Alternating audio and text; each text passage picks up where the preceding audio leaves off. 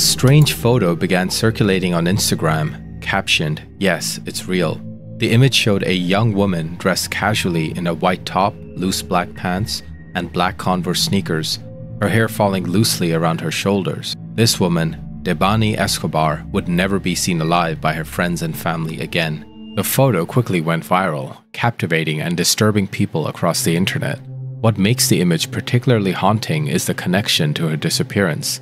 According to reports, the photo was taken by a taxi driver who was supposed to be picking her up after a night out at a house party.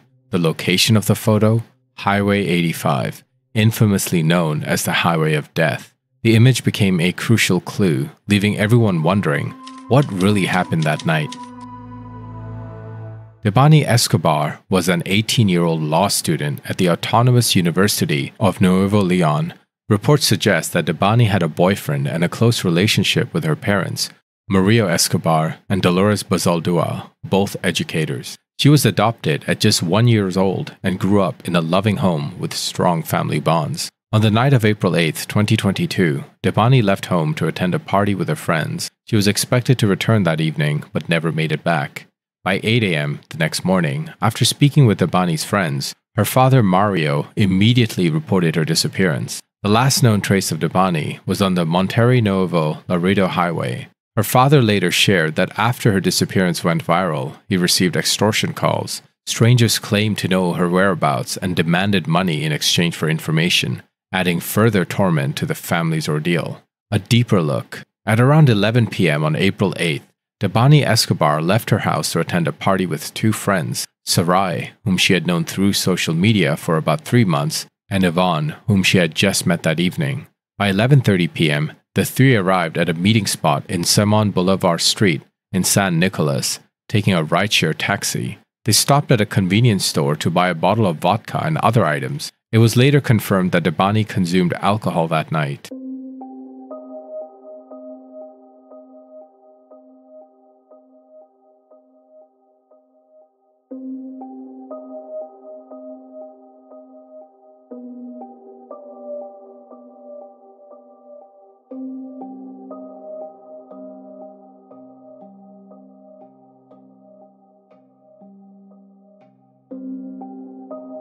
After failing to get into a party in central San Nicolas, they decided to attend another gathering, booking a ride through Didi, a ride-sharing platform similar to Uber.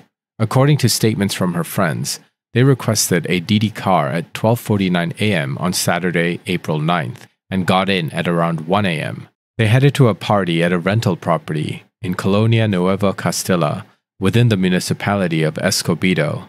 By the time they arrived, the celebration had already ended, so they began searching for another party. At around 1:20 a.m., they found one at Quinta El Diamante, also on Numanica Street. Despite not knowing the host, they were allowed to join the party.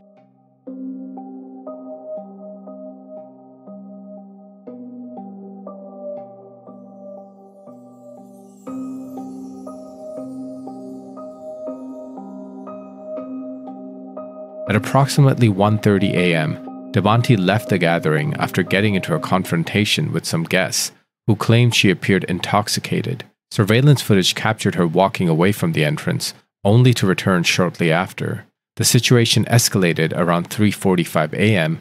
when security cameras recorded Debanhi running out of the party, pursued by a young man who appeared to stop her. In response, Debanhi struck him and attempted to leave the area. The young man blocked her path, sparking an argument. Sarai and another boy intervened, attracting more people to the scene. Witnesses stated that Debanhi even bit some of the individuals who were trying to calm her down.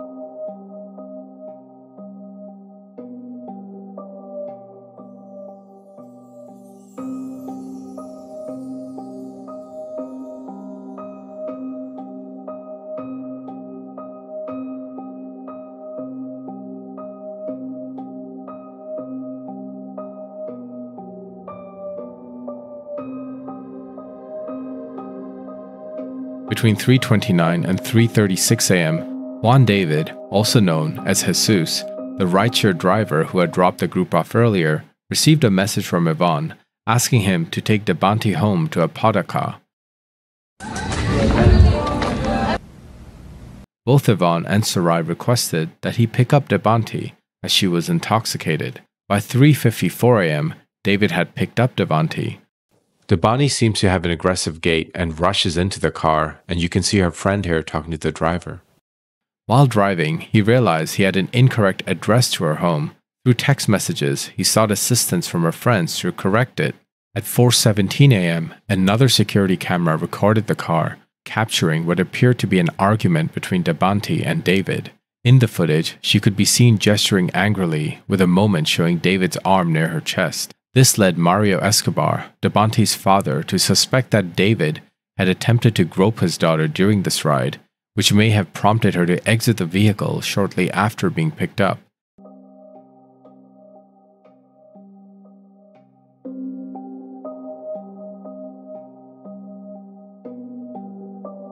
At this point, suspicion of David, also known as Jesus, began to grow. Suspect number 1, the driver.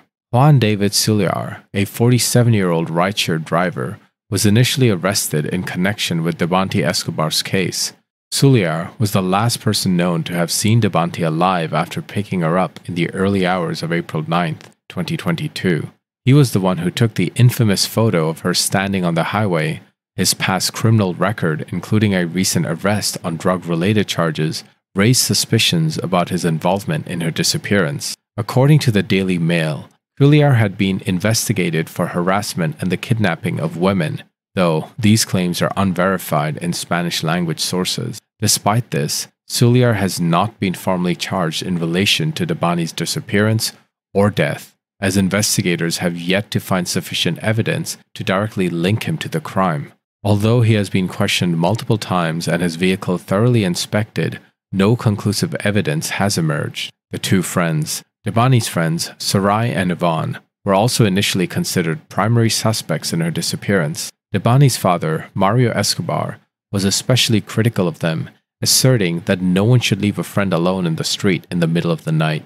He firmly believes that they should have stayed with her until she arrived home safely. However, the friends' accounts aligned with the CCTV footage and WhatsApp messages, ultimately cleaning them of any suspicion.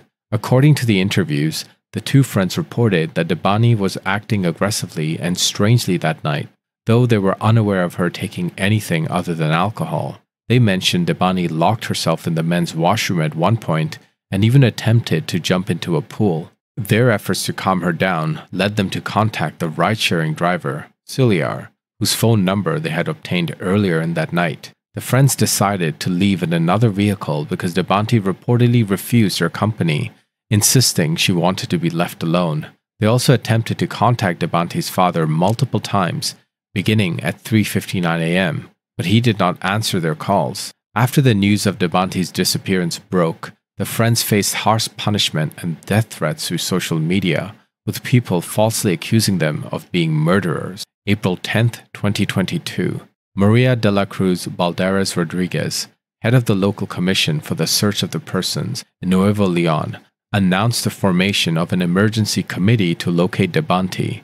That same day, Debanhi's family made a public appeal, asking friends, relatives, and the local community to join a massive search near the area where she was last seen. 9 days later, on April 18th, after Debanhi was reported missing, new CCTV footage was released, shedding more light on her last known movements. Investigators, after speaking with her friends and the driver, pieced together additional details about that night. Just minutes into the taxi ride, the driver texts her friends back that it's not going well, implying Debanhi is acting up and he cannot control her. Her friend begs him to just take her home, but he says he can get in trouble and asks for her mom's phone number. Her friend says she doesn't have her mom's number, but they can't just leave her here alone. Oye, se bajó y no quiere irse. Yo nada más te aviso para que sepa, ¿verdad? At 4:25 a.m., Debanhi exited Suliar's car around kilometer 15.5 marker on the Via Numanica and Via a Nuevo Laredo highway near the Nuevo Castilla neighborhood. The driver took a photo of her standing by the roadside at 4:26 a.m. and sent it to her friends. Oh, ya no quiso que la llevara y me empezó a manotear. Y pues ya mejor le dije que se bajara, pero Nomás te aviso pues para que vengan por ella porque estaba muy agresiva. Le dije que me pasara el número de su mamá y no quiso. Y me dijo que se iba a bajar a la verga y no sé qué y se bajó. Yo no la puedo subir a la fuerza o así, o llevarla hacia la fuerza porque me pueden acusar así de que la estoy secuestrando o algo así. Y ya ves cómo está ahorita el tema ese, entonces pues ya mejor me retiré de ahí. Pues vengan por ella porque neta que está grave. Anda grave y no voy a hacer una loquera. Me empezó a decir que sus papás eran abogados y que me iban a meter a la cárcel, no sé qué, y ya mejor no me quiero meter en problemas. Yo ya vengo, pues ya ando trabajando, ¿verdad? Y pues ya la dejé ahí. Y pues yo opino que no sean gachos y vengan por ella. Pues venía con ustedes y la verdad anda muy mal. Yo le iba a llevar a su casa, pero no se dejó. Incluso me iba a arriesgar de que pues llegara a su casa y que a lo mejor su papá o su mamá pensara que pues no sé, yo la emborraché o así. Pero, y más porque pues no traía la aplicación. Pero aún así como quiera la quería llevar, pero pues no se dejó. Entonces pues ya no pude hacer nada yo. In their replies, they expressed frustration, saying, "Thanks, but we don't know what to do." No sé, se quedó ahí afuera de la quinta y luego caminó hacia la carretera, fue donde le tomé la foto. Pero pues ya yo no la puedo agarrar, yo no la pude agarrar ahí porque pues, o sea, no puedo forzarla a que se suba porque si pasa una patrulla y me ve, van a decir que la quiero secuestrar o que estoy aprovechándome de ella, no sé. No, en la quinta, ahí se quedó en la quinta donde lo recogí a ustedes, ahí la dejé yo. Pero ya cuando yo venía se fue a la avenida, o sea, la última vez que yo la vi fue ahí en la avenida. Adding that Debanhi had become unbearable and had hit and bitten them earlier in that night. ¿Pero qué le dieron o qué? Porque andaba como si estuviera drogada. ¿Qué le dieron o qué se metió o qué? Pues no, pero me quisieron aventar la paleta a mí. Y pues traté de ayudarla, pero no se dejó. Oye, regresé ahí a ver si la veía, pero ya no la vi. Si tienes número de su mamá, de alguien conocido, si tienes número de alguien que la conozca o así, avísale porque quién sabe quién la haya subido, con quién se haya ido. Yo le dije que le marcaba a su mamá y no quiso marcarle, no traía pila y luego le dije que lo cargara y le valía verga y no sé qué. Ya no pude hacer nada, digo, puedo te pedir el número de su mamá, pero pues no. Apenas que vayan a su casa y le comenten porque pues no sé qué onda, Oye, igual y si llega a su casa o sabes ya mañana de ella, me avisas porque neta que me quedé con el remordimiento de conciencia, pero no pude hacer nada, o sea, no pude hacer nada así por ella de llevarla, que era la idea, ya si sabes de que ya está en su casa, pues ya nada más me avisas, nada más para que se me quite el de andar pensando eso. In messages between the driver and Debanhi's friends, it was revealed that Debanhi had been drinking heavily. Although her friends tried contacting her parents, they were unable to reach them. Cuellar even offered to help Debanhi charge her phone, but she rudely declined, saying she didn't care. According to the driver, the moment he handed her the charging cable was around 4:17 a.m. This was the time captured on CCTV that her father believed Cuellar had actually groped her. At 4:25 a.m., Cuellar informed Debanhi's friends that she had gotten out of the car and refused to return. Cuellar claimed that she had become aggressive and demanded to be let out, leaving him no choice. When her friends asked him to call the police, he said he couldn't, and he had already left the area and continued working. He returned shortly after, but by then, Debanhi was gone. He also stated that she appeared to be in a very bad condition, possibly under the influence of drugs, as she was speaking incoherently and even threatened him by claiming her parents were lawyers who could have him in jail. Investigators later obtained CCTV footage from the Al Costa Transport Company, which captured Debanhi at 4:29 a.m., walking along the road median and crossing the street. The footage showed her approaching the company's security booth, where she looked inside, but she did not enter or ask for help.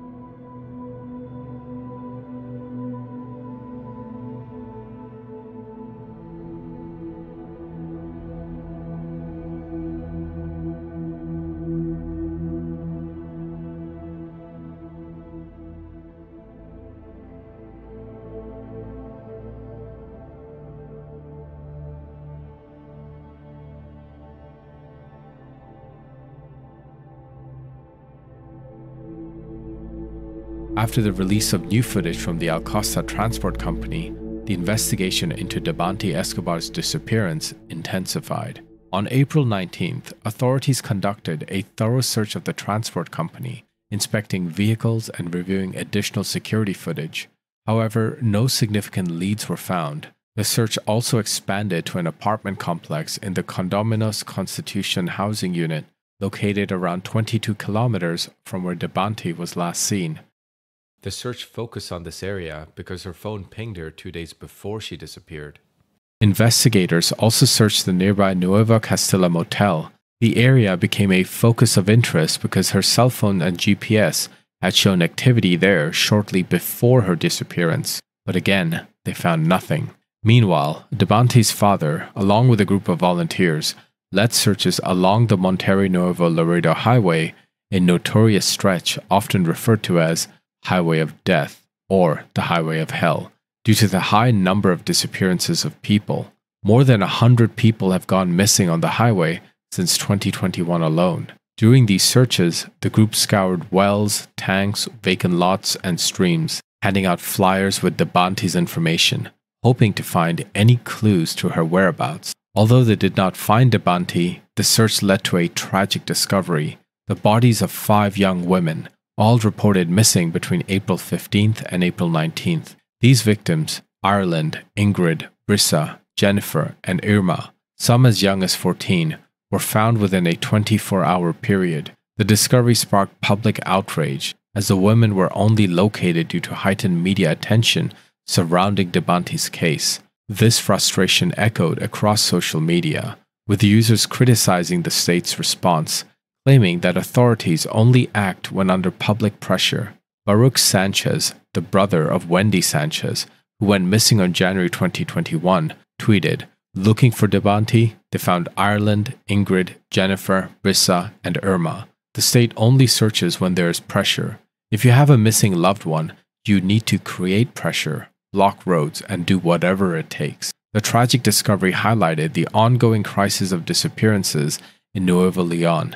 After a 13-day search on the night of Thursday, April 21st, the Attorney General's office of Nuevo León announced the discovery of a body in a tank near the area where Debanhi Escobar was last seen, just 1 minute away from her last known location. A report alerted the police where employees at the Nuevo Castilla motel noticed a foul odor coming from one of the unused tanks.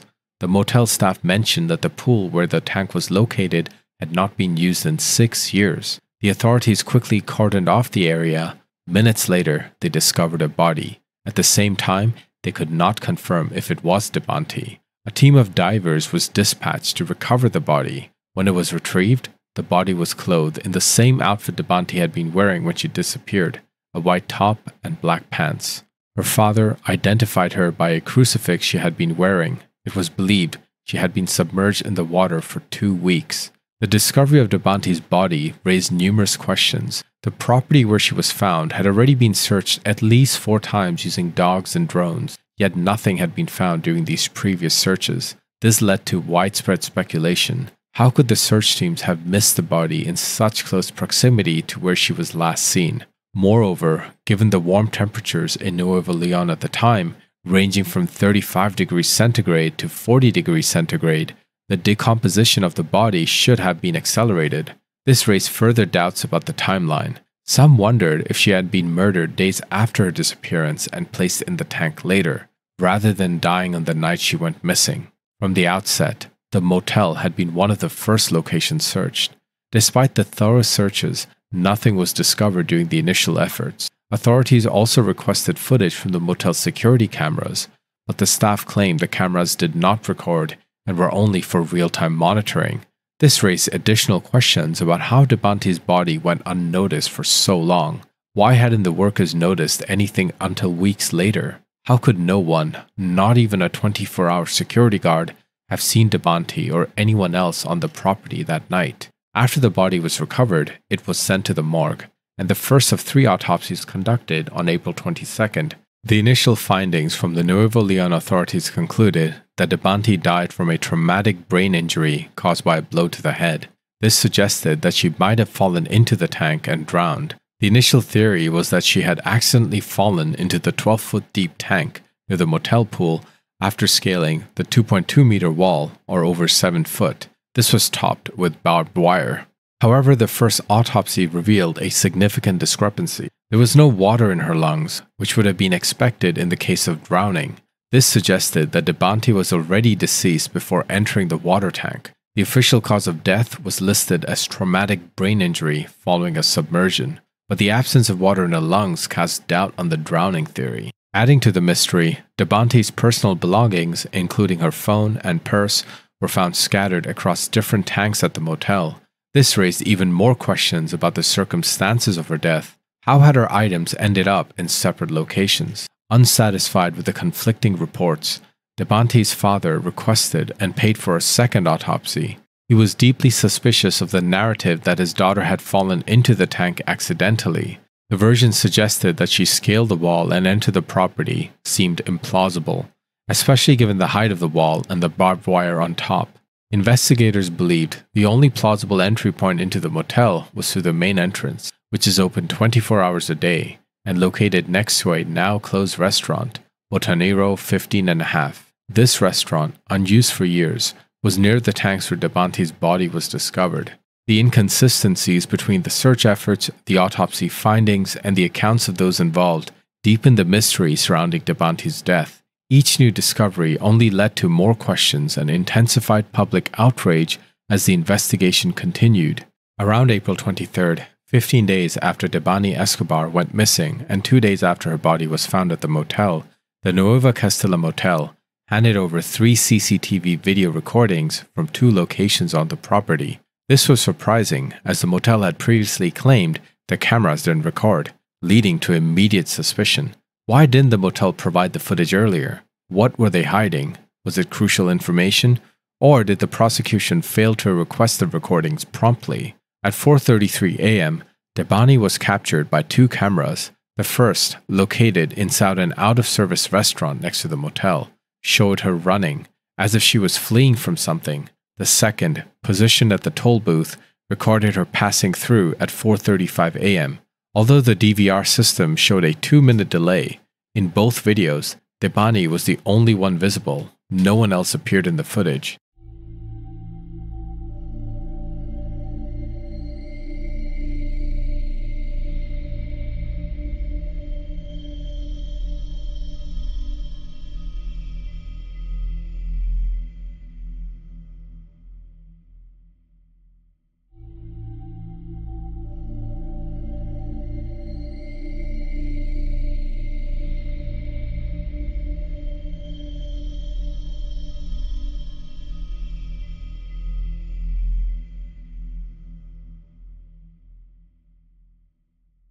At 4:56 a.m., Debanhi was last seen walking towards the tank near the unused restaurant. To reach the tanks, she circled around in a circular structure. After this point, there was no further footage or trace of her. The tank area where Debanhi was last seen was enclosed by a 2.6-meter wall topped with barbed wire. There were no exits to the street and no access points for vehicles. Another wall, which separated the tanks, stood lower at 2.2 meters. The distance between where she was last spotted and the first of the 3 tanks, 2 of which were opened, measured 11.8 meters. It was strange that Debanhi entered the motel grounds alone, without any cameras capturing the presence of another person. Was she running away from someone or something? Was she trying to hide? Why was she circling the abandoned restaurant? At 4:36 a.m., the same security camera showed her looking into the abandoned restaurant. It's unclear whether she went to the motel reception afterwards. The camera captured her movement from a distance until she vanished near the unused area by 4:56 a.m. However, authorities never explained how she crossed into the garden area without passing through the premises, or why she was in the secluded corner in the first place. Additionally, there is no trace of footage from other parts of the motel, including the reception, which was operating normally that night. Was some of the footage erased, or were certain videos edited between the time of Debanhi's death and her discovery? 2 weeks after her body was found, residents of the Constitution condominiums discovered Debanhi's ID card. This discovery raised new questions, especially as authorities were still reviewing motel footage that showed a man entering a car shortly after Debanhi was last seen. However, the connection between the ID card and the man in the footage has yet to be confirmed. Someone must have seen her that night. On April 25, 2022, Debanhi's father requested an independent autopsy, and the results were revealed on May 12th. The second autopsy confirmed that Debanhi had been sexually assaulted and murdered. It found multiple blunt force injuries in her head, ruling out the possibility of drowning, and determined that she had already been deceased before entering the water tank. The report highlighted evidence of a violent assault, including bruising in the genital area. In response to this, a third autopsy was conducted by the Forensic Institute in Mexico City after Debanhi's body was exhumed. The results, reported on July 19, 2022, concluded that she had died from asphyxiation caused by obstruction of her respiratory passages, indicating she had been suffocated. However, this autopsy found no evidence of sexual violence, directly contradicting the findings of the second autopsy. These conflicting reports have only deepened the controversy and fueled public outrage over the mishandling of Debanhi's case. As of 2024, Debanhi Escobar's femicide remains unsolved, and Mexico is still searching for the answers 2 years later. Her death shocked the nation, especially given her body was found in a tank at the Nueva Castilla Motel, a site that had been searched multiple times. Many questioned how she could have gone unnoticed for 13 days and why authorities initially claimed there were no security cameras, only to later release hours of footage. These contradictions raise suspicions of potential errors, or worse, attempts to obstruct the investigation. In January 2023, 2 employees of the motel, Ana Luis N. and Elida Yurita N., were charged with making false statements and engaging in a cover-up, further complicating the case. The motel itself has gained infamy, especially after a skeleton was discovered near the premises just months after Debanhi's death, earning it the nickname the Motel of Death in local media. With footages showing Debanhi entering the motel alone before her disappearance, the circumstances surrounding her death remained unclear. The investigation has revealed significant safety concerns at this motel, which appear to have a history of suspicious activity. Despite ongoing outrage and efforts to piece together what happened, key questions remain unanswered. Who killed Debanhi? Where was she during those 13 days? Why did the driver leave her alone on the infamous Highway of Death? What role, if any, did the motel staff play in her death? The case has drawn comparisons to the mysterious death of Elisa Lam at the Cecil Hotel in Los Angeles. Both young women were found dead under strange circumstances at hotels, and both cases sparked widespread speculation, confusion, and public outcry. Debanhi Escobar's death became an unsettling symbol of the growing femicide crisis in Mexico. Just a few weeks before her disappearance, she had participated in a protest against gender-based violence. According to her father, Mario Escobar, she had joined the feminist march because she wanted to help people. In a tragic twist of fate, the young woman who advocated for change became another victim of the very crisis she fought against. Her brutal death, a chilling reminder of the violence many women in Mexico continue to face. This is Victor. Thanks for watching. Remember to drop a like and subscribe for more cases. On screen, you can see a playlist of all my cases. I'll see you in the next one. Thank you.